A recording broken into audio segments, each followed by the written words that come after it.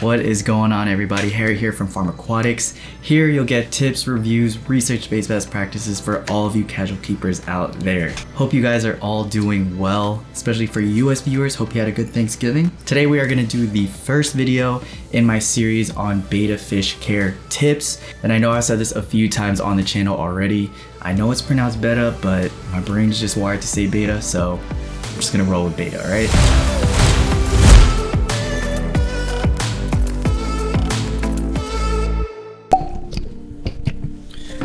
Alright, before you guys call me out on this, because I know you will, I know my cable management is horrible, but that is because I don't know if this is where I will be putting my desk permanently. So I don't want to bother tackling this mess if this whole thing is going to be moved somewhere else. So don't judge me. Okay, thanks, bye. So this is going to be the first video in our series where we dive into topics regarding BETTA Fish Care. This first video, however, will be a quick, broad overview on 10 essential items that you need to get started if you're thinking about getting a betta fish. Now, I will go in depth with a lot of these topics in later videos, but this will serve as sort of a map and a guideline, sort of a stepping stone into the deeper topics that we will dive into in later videos. So again, this is just going to be bare bones, the list that you need to get yourself started. Of course, everything that I'll be talking about today will be linked down in the description. If you want to support the channel, feel free to use those links. But before I get onto that list, I just want to take a minute and thank you guys. I know relatively we are a small community in the fish keeping hobby on YouTube, but the feedback has been overwhelmingly positive, so I just wanted to thank you guys. And hopefully in 2021, the community continues to grow. Again, I am blessed to have you guys as the OG supporters of the channel. I'll continue to try my best to add as much value to the community as I can. But again, thank you guys, really appreciate it. This is just the beginning. So enough of that, let's deep dive into those 10 items. I'll be as quick and concise as I can. And let's get to it. So the first item, of course, is the tank. So with regard to the tank, there are some guidelines that I think are more beneficial for betta fish.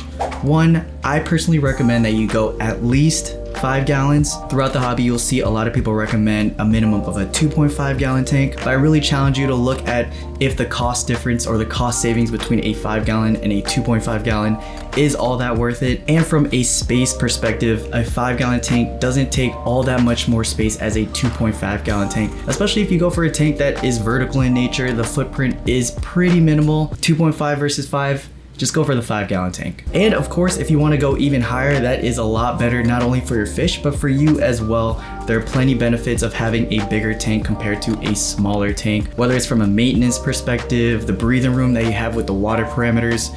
Honestly, the bigger the better. So one other thing with regard to tank size is that betta fish generally prefer horizontal swimming space versus vertical swimming space. So if you could pick a longer tank over a taller tank, that would be ideal. But of course, that has to do more so with the enrichment and the livelihood of the betta fish long term. So that'll be a video that I'll talk about and deep dive into at a separate time. One minor thing that you may need to consider with regard to tank size is that if you want to get a king or giant betta versus a normal size betta, I highly recommend you go minimum 10 gallon tanks. Off the top of my head, my 2 recommendations for starter kit tanks include the Fluval Spec, which is a 5 gallon, as well as the Marineland 5 gallon portrait tank, which I'm sure you guys already know all about. Item number 2 on this list would be a lid for your tank. So if you get the 2 starter kits I recommend, they automatically come with a lid. A lid is very important because betta fish are known to be jumpers. I personally have experienced my betta fish jumping with the lid, saving them from coming out of the actual tank. So it definitely does happen and you don't want to risk that. The last thing you want to do is come home from a nice dinner to see your shriveled up, dried betta fish on that carpet floor, all because you didn't want to get a lid.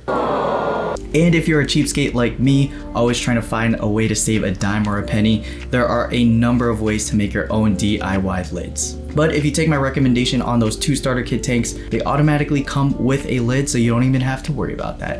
Items number 3 and 4 sort of come in a pair, and that would be your thermometer as well as your heater. So of course, the temperature at which you keep your tank is really important for a betta fish. They thrive best in conditions that range from 78 to 80 degrees Fahrenheit, and I'll put the conversion for Celsius down here because on the top of my head, I do not know.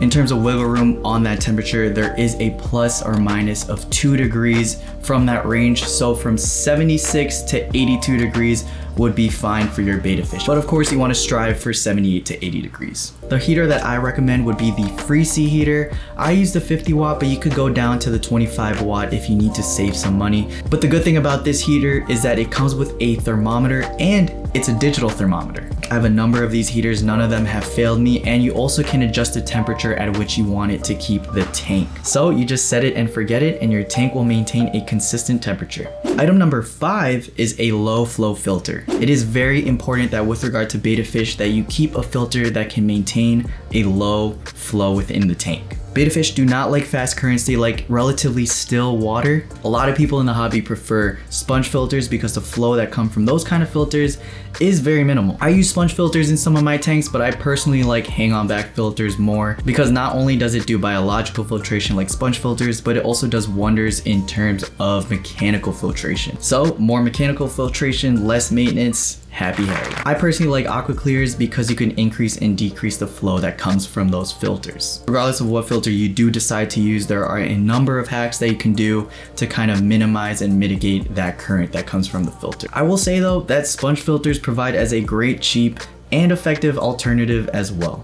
Item number 6 would be dechlorinator. So dechlorinator goes without saying, it's applicable regardless of what fish you're keeping. The one thing I would say with dechlorinator is that not all dechlorinators are made equally. Make sure you get one that not only removes chlorine, but also removes chloramine, which is just as toxic, as well as ammonia, nitrites, and nitrates. I personally prefer Seachem Prime because it accomplishes all the things that I just listed. Item number 7 would be high quality food. With regard to picking the right feeding regimen for your betta fish, there are a number of tips and guidelines that I can recommend, and that honestly deserves its own video, so I will be doing a separate video on that. Make sure you try different types of foods, different forms of foods. You also want to keep in mind that betta fish are naturally carnivorous. Whatever food that you do pick should have a majority of high quality protein. The number 1 food that I personally recommend for a betta fish would be fluval bug bites. Item number 8, which kind of consists of different things, would be places to hide in your tank.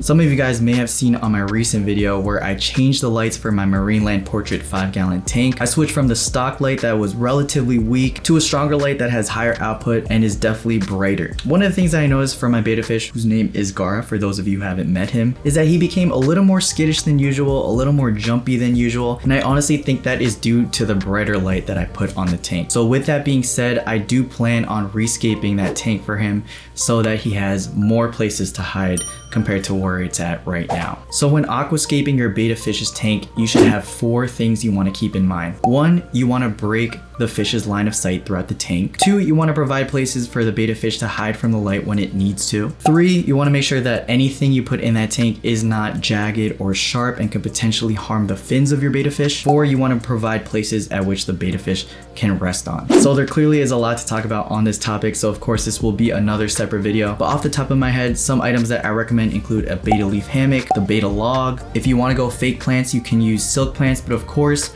real plants are always most ideal. And Dragonstone is a great hardscape that is relatively smooth and non-jagged. 9th item, we are almost done with the list, would be lighting.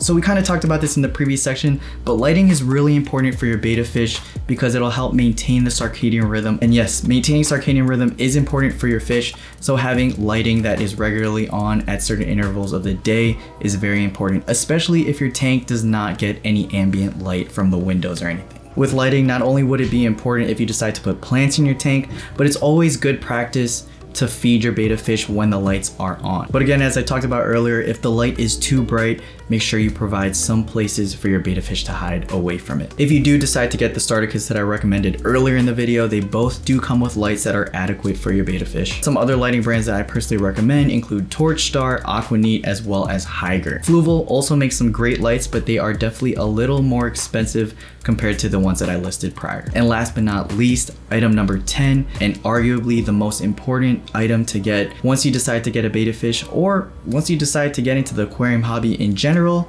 would be a water test kit. Having the appropriate water parameters in your tank, whether it be ammonia, nitrites, nitrates, pH levels, are all important to the livelihood, the well-being, the wellness of your betta fish. I would honestly say that betta fish are one of the hardiest fishes that I've personally kept, but it is always good practice to make sure that you're aware of the water parameters in your tank. You could get the API Master Test Kit, which you honestly can't go wrong if you decide to go this route, or you can go the more convenient test strip route made by Tetra. A lot of hobbyists have supported and do back the accuracy of these Tetra test strips. So honestly, I don't think you could go wrong with either one. But of course, testing your water is not the sexiest or the funnest part of the hobby, but it is just as important. So just get a test kit. That was it. Those were the 10 essential items that you need to get yourself to get started with keeping a betta fish. Everything that I talked about today will be linked down in the description. Use those affiliate links if you want to support your boy.